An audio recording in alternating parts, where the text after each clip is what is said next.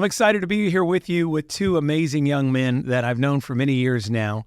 And I just want to remind you why we're here at the Agora Cast. We're here to share stories about how God can move and change people's lives, that He is in the life-changing business, and we're excited to see that and want to share that with you guys. I have two incredible dudes that I love very much on this podcast. So if I could have you guys introduce yourselves and tell me a little bit about yourselves. My name is Ruben Cordova.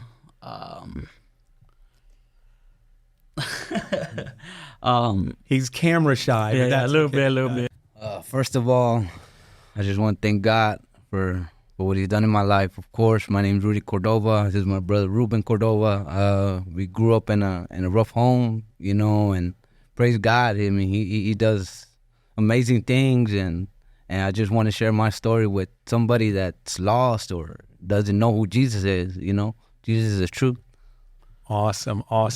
Well, I'm excited you guys are here. I say Ruben and Dog, but these guys are amazing. I've actually got some pictures, so I'm going to ask Emma's in our booth over here producing the video, but go ahead and swipe over a little bit. So as you can see here, for those of you who are listening only and not watching on YouTube, there's Ruben right there as a young man, and look, your little brother over there. That's my cousin. Your cousin. I'm sorry. Yeah. Swipe it, Emma, and then.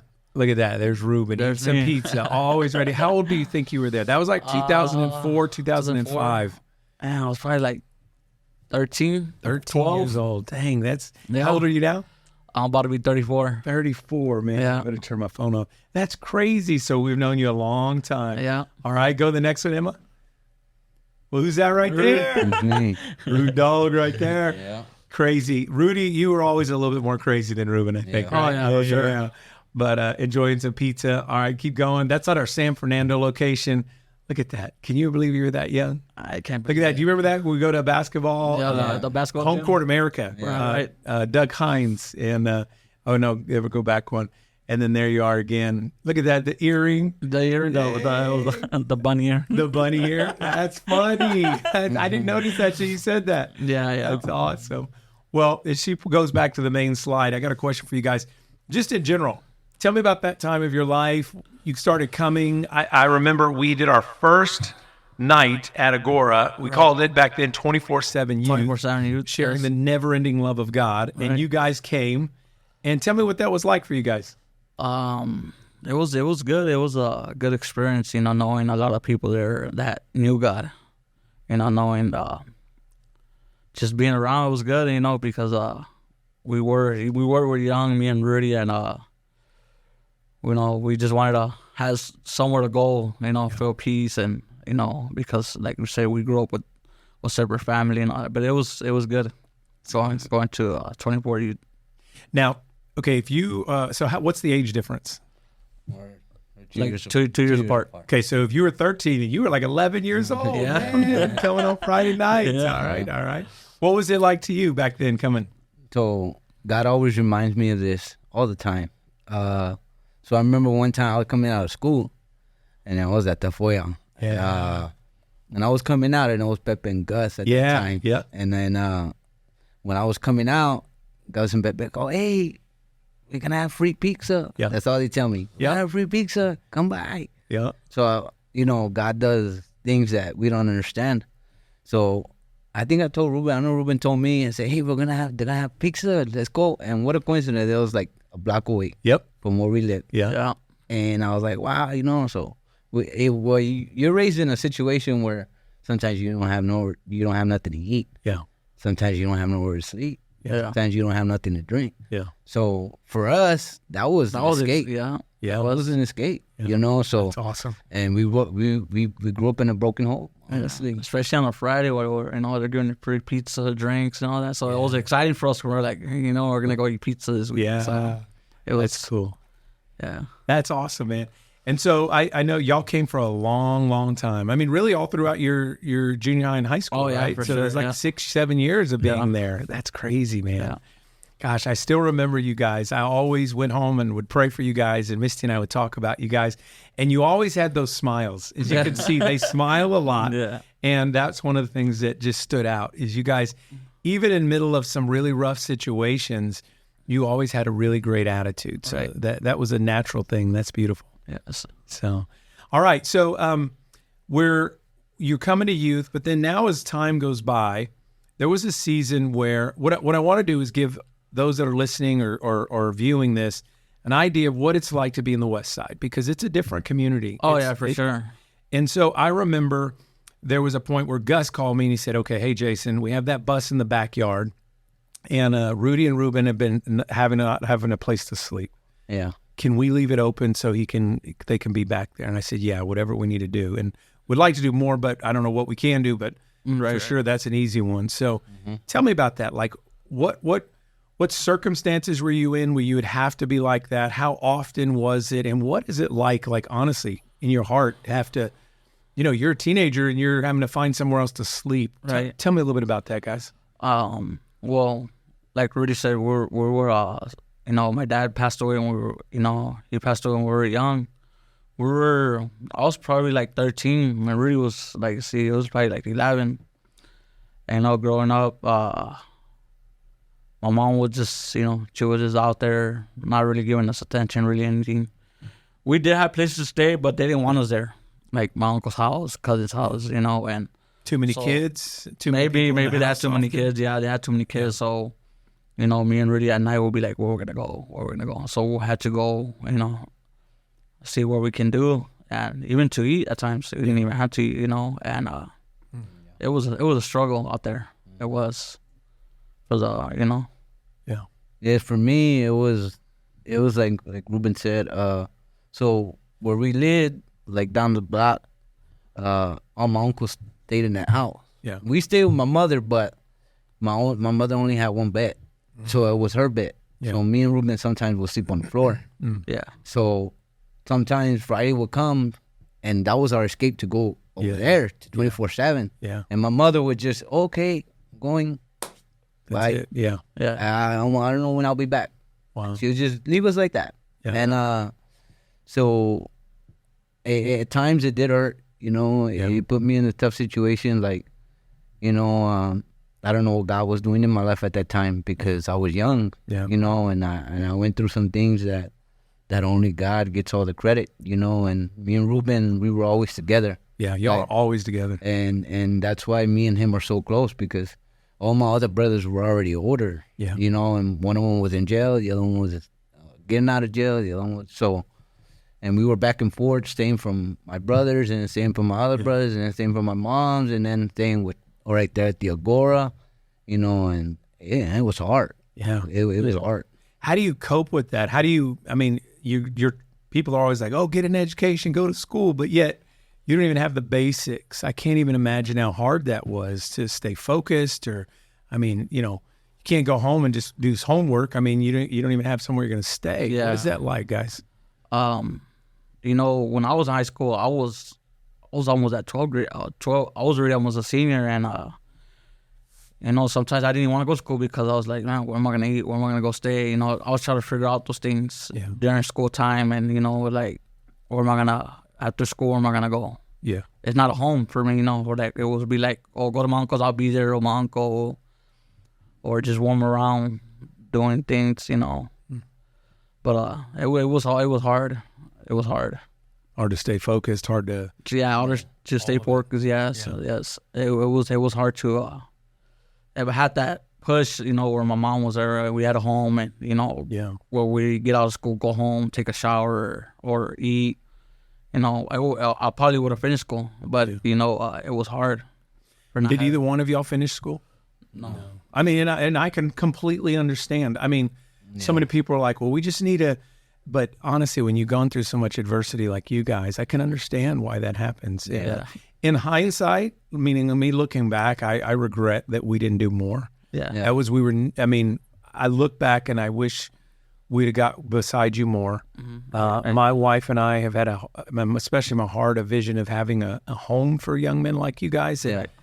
When you're in that, it's not just a bus to sleep in, but a place that you can really get support, encouragement, so I look back with a little bit of shame, and not shame, but of sadness that I could have done more. But so how did you, so did you just like say, okay, at 10th grade, 11th grade, this isn't even worth it. I'm not going to go to school anymore. I mean, how did that happen? Because if neither one of you graduated, or you just didn't have the credits, or what happened? I did have the credits to keep going to the next grade, but you know, like I said, there was times I didn't want to go to school because I didn't even have uniform. Yeah, it was hard, you know, Yeah. uniform, shoes. There was I would ask my one of my close friends, you know, hey, let me borrow some shoes. Give me some shoes, give me some clothes, and you know, it was hard. It was hard for us, you know. That's why there was times I didn't even want to go to school. Yeah, You know, because there was times I'll wake up even being hungry. yeah, You know, like it was hard for us. It was hard, real hard. yeah. So I guess the same for you. When did you stop going, do you think? Do you remember? So when I stopped going to school, it was when Ruben was in 12th grade. He was in 12th and I was in 9th. Okay. So at that time, when I went to the 9th grade, I had failed the 9th grade, so I fell back. Okay. So at that time, we were just, I mean, me and Ruben were just, we didn't know where to go. Yeah. So, you know, and that's why I was so skinny, because I there was times where we wouldn't even eat. Yeah. You're talking about like 2 or 3 days without eating. Yeah. And that's where me and Ruben learned to escape, to go, like, basketball was our thing. Yeah, I remember that. So for us, that was for us to escape from our situation that we were in. Yeah. I mean, I don't know what God was doing, but at that time we didn't understand it. We were young. Yeah. So for us, it was just like, hey, I'm not home, but come on, let's go play ball. Yeah. So that was our escape. Y'all would go to inner city a lot too, yeah, right? for I sure, remember yeah. Pepe, Gus, all the guys. Yeah, that's crazy. Yeah. So what do you do then after that? You go ahead and drop out. You're dropping out even earlier. What did y'all do? What was the plan? What was the, because that's about the time, I remember when you graduated, we started all losing a little bit more contact. Right, You know, right. that graduation age, I should say. And then you guys went off and didn't realize, the truth is, it was earlier when we started the youth ministry here in the West Side, we didn't really fully understand all the things y'all were going through. We saw it, but yet we didn't understand it the same. Right. Yeah. Now we're doing more things to help people that are going through those, but we loved you guys, but we now know we need to do more. Like we're tomorrow going to give away, we'll probably put on about 300 to 400 pair of shoes on students. And Wow. we've done that now multiple times through spring and summer because we know we got to do something about that. And we have a construction ministry where the guys work today and they got paid, so they got some money in their pocket and they're learning skills. So we're doing things now to help guys like you, but at a younger age, you know what I'm saying? But what did you do though after that high school time? What was your, what happened? Mine was really, I didn't really do anything. I was, staying here and there. Even at my teenage, at 18, 19, we were still staying here and there. Yeah. I didn't even work because I was just so like, growing up, it was just so hard. Yeah. I mean, you don't have, consistent parenting. You don't have school. Right. Reading and writing was very hard. I remember sometimes we would do Christmas gifts and I would read y'all's writing, and I'm not, I'm just saying, I didn't even know what it meant. Yeah. And, but I don't blame y'all for that. I understood why. Yeah. And then today it's a little different because everyone texts, so they got to learn how to do some texting. But for sure. back then we didn't have any phones. Yeah. So, it's hard to get a job when you don't have you don't have high school, you can't really read or write really well. Right. And you don't have anybody showing you a better path in that regard. Yeah. So what did you do? Oh, so for me, about that time, that's when my dad had recently passed away. Okay. So when he passed away, I mean, I love school. I used to, that was my escape. Yeah. From the house. Yeah. You know what I mean? Because you can actually eat something at school. Yep. You can actually eat your, hang out with friends. Yeah, and hang out with friends. But knowing that I was going home, I was miserable. Yeah. And so I started smoking. Yeah. Little by little, I started smoking. Yeah. Try to take away the pain and the suffering that I had. And then I started drinking. Yeah. And so I tried a lot of drugs. Yeah. And I've been in a situation that it takes you a certain place you don't want to go. Yeah. But God puts you in that situation in order for you to grow. Yeah. you know. Man. Well, I remember getting reports, hey, man, Rudy is really getting out there and Yeah. he's getting into stuff. And I saw him over here and he was really messed up. And I remember my heart went out. But, I mean, what was that like? I mean, you just how do you even get money to do the drugs? And then what do you do? And then you just sitting at a home with a bunch of other guys that are doing the same thing or in a corner. What is life like then? No, so at the age of like, I want to say, at my early age, I think I was like 18, 19. Yeah. So at that time, I was doing coke. Yeah. Okay. I was doing nothing but coke, and I was drinking. And then my older brother, he actually introduced me to doing heroin. So at that time, he introduced me to heroin, so I got hooked on heroin. Yeah. And so I was hooked on heroin from my early age. You're talking about like 17, 18, until I was 21. Wow.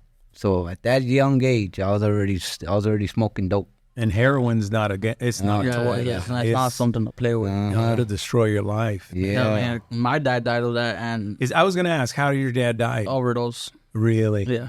Okay. And you see, and you know, my dad had 13, I think like 13 in total, brothers and sisters. Wow. And all of them died of that. Wow. And you see, Wow. yeah. Now that's scary. So let me understand what you're saying. So this thing is like it's a cycle. Oh yeah, for sure. You've gone. They went through it. Their brothers went through it. They're all seeing it. They're going back to that same thing. And wow. And it's crazy because it kept going because it went from my dad to my older brother to my second older brother, and it just kept going. And I saw Rudy do it, and you know, I thank God till now that I never touched that. Yeah. I never touched weed. Maybe when I was younger, like 15, maybe. Yeah. It was not every day. It was like here and there, but never got a hang of it like really every day, and never did any kind of needle, nothing, anything. I thank God for that, because the reason I didn't do it because you know, I lost family. Yeah. And this is not where, you know, you're in jail or just something you're dying of, you know. And this is where I saw my dad die of that, you know, my uncles. I even saw my brother overdose on it, you know, and that's something I never grabbed. I think. Yeah, and again, no kid should ever have to go through that. No family should have to go through that. Y'all went through 15 different things. Oh yeah, you know, for sure. Parents seeing it, you know, I can't even imagine. And oh my gosh. Yeah, I just and I thank God because I don't even know how I went through it. Yeah. You know, growing up, you know, my dad dying at a young age, going through, staying here and there, no food. You know, and you're just trying to make it. I was just trying to make it. You know. Yeah. Usually, when kids go through that, they want a suicide. Yeah. Because nobody's there for you. No hope. No hope. Yeah. Right. And I thank God that we're still here. Yeah. Amen. I'm glad about that. And in a minute, we'll talk about that you're in a different place in life. Oh, yeah, for sure. But let's talk about that for a little bit longer. So, I mean, like, what does that do, you seeing, because I can hear what you're saying, but understanding what it feels like to see my brother overdose or my dad overdose, what do you feel like when you see that in your point of life? So for me, since I was doing it, I was out in the streets. Okay. For me, I was out in the streets. Ruben was on his own. Okay. So for me, I was out in the streets. I was on a bike with my brother. Yeah. So me and my brother were always together. Yeah. And he used to get stuff from his boss. Okay. So when he would get his stuff from his boss, and what I was doing, I was chasing the dragon. Yeah. So what you would do is you would get an aluminum foil. Okay. And then you would get the pure tar. Yeah. You would put it on the foil, and then you would break a pin, and then you would smoke it, and that was pure heroin. Pure. And I was smoking it. Wow. And I smoked it for 2 years. And then so my brother gets locked up. And then while I was in the streets, I'll see people shoot up in their neck. I'll see people shoot up in their feet, shoot up in their arms. Yeah, I've seen toes, feet, everything. And I see people shoot up in their hands. And they're moving because you'll kill a vein, right? And then you'll see it. They something's wrong there. Oh, yeah. So they'll go to another part of the Yeah, body. and a lot of people, they would poke themselves so much that they would get like those boils on their arms. Yes. And it would get so burnt out that, you know, you could see their track marks so much, you know. So, I mean, I remember shooting up once. Yeah. But I only shot up once. And that's that me and my brother well, one time we were sick, me and my brother. Yeah. So he told me, we're gonna shoot up because we only have enough for both of us. So he was like, look, since we're both sick, he goes, we're gonna share. He was like, but you're gonna go first. Yeah. Because he didn't know what he had. So he cooked it because my brother used to shoot a long time ago. So he's like, just come here. So he got my arm, he wrapped it, just like you see in that movie, Blood In, Blood Out. Yeah. Exactly like that. Yeah. He wrapped it, he hit me, Yeah. and I just felt this sensation coming in my back. Just like I don't know how to explain it to you. Yeah. It's like a pill. Like when you take a pill and it just felt like this, like this sensation. Yeah. And he's like, look, wait, this is the only time we're gonna shoot, and that's it. Mm-hmm. And I've been through situations where it was hard for me. Well, and I remember you were skinny younger, but you were like really skinny when I think I saw you once or twice during that phase, and I was like, wow, he's messed up. I mean, in this stuff. So okay, you're going through all this. You're dealing with addiction. You're dealing with just the hopelessness of your situation. Yeah. And then something changed. Thank you for watching the Agora cast. Because of time, we've split this into 2 different episodes. This is the end of the first episode, and we're very thankful you've watched it. Please come back and watch episode 2.